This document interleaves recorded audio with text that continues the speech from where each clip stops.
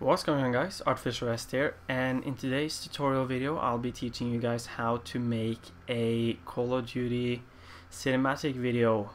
This is going to be I'm pretty sure it's going to be a two-part tutorial.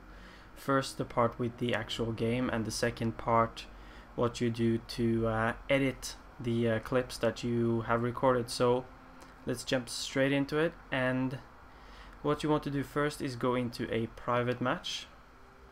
Go to game setup and choose, I usually just choose free for all for the mode, and for options we are going to change the time limit to unlimited and nothing in player options. In team options we will pick this is very important, the spectating.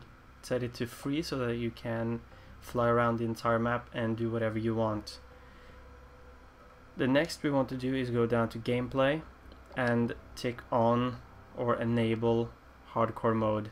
That means you will have limited HUD and not that much shit going on your screen while you are recording, which will give the best cinematic result in the end. So we will pick a map. I will pick, let's see, what can we do here? Let's see, something I haven't made a cinematic from. I guess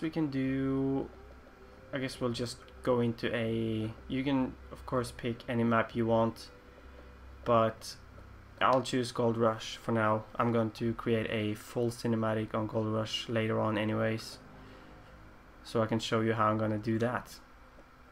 Alright, once you're ready, you don't need any bots at all, since you are only going to be like flying around and recording. So once you're ready, you can just go ahead and start up your game. Alright, so just before you jump into a game or start the custom match, you need to be sure that you go to your preferences and that you are appearing offline so no people can join off you, and be sure that the notifications are turned off, both sound and that it doesn't show the notifications, because you do not want that to pop in right in the middle of your cinematic. That would not be good. Alright, so I think we're ready now to just start the match, and let's go. So the first thing you want to do when you get into a game or get into the match, the private match, is to be sure that you lower your sensitivity all the way down to at least 1 sensitivity, because if you turn it up all the way, or what you usually play at, I usually play at between 5 and 6, and I feel that is just way too sensitive for me to be able to move around the map or get that cool looking cinematic shots that I want. So I always turn it all the way down. You can find something else that works for you, of course. It's pretty much a trial and error.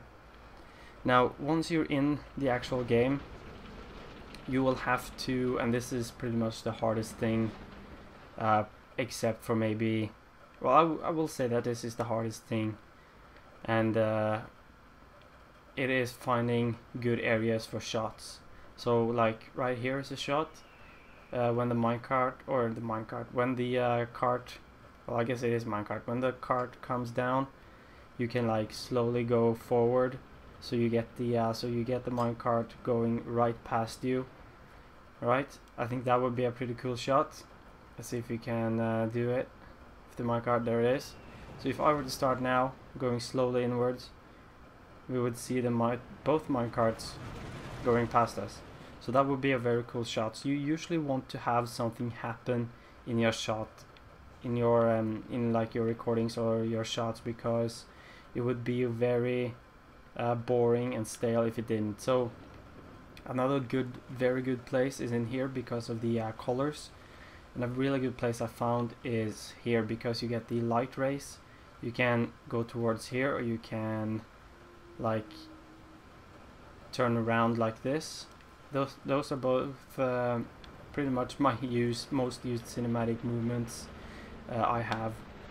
this one, like you go slow and you turn, and you go straight forward like really slow, and in this types of shots you really have to have something happen, like the minecart coming towards you or going past you or passing you right away. So I definitely recommend trying to find some of the dynamic events on the Call of Duty Ghost maps, like this lift ground or whatever the hell it is, the waterfall, and all these are very good.